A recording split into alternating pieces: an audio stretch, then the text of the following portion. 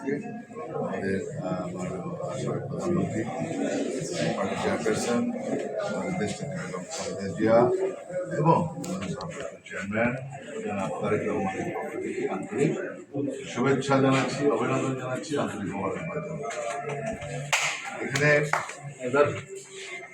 সবচেয়ে বিষয় হলো যে আজকে আমরা বাতাসে অক্সিজেন নিতে পারছি, সেজন্য আল্লাহ রাব্বুল আলামিনের কাছে লাখো কোটি শুকরিয়া যে আমরা বাড়িতে ঘুমাতে পারি, আমাদের টেনশন নাই, গ্রেপ্তারের ভয় নাই, হ্যাঁ, এবং বিভিন্ন রকমের আতঙ্ক নাই।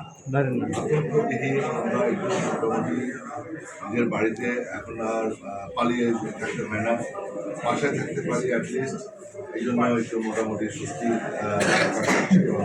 এবং মানসিকভাবে একটু মানে স্বস্তি বোধ করছি।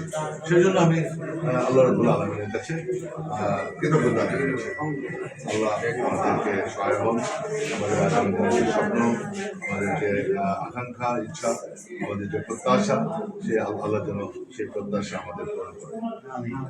আমাদের দীর্ঘদিন 17টি বছর আমরা একটা মানে কি বলে মাফিয়া সরকারের নির্যাতনের শিকার।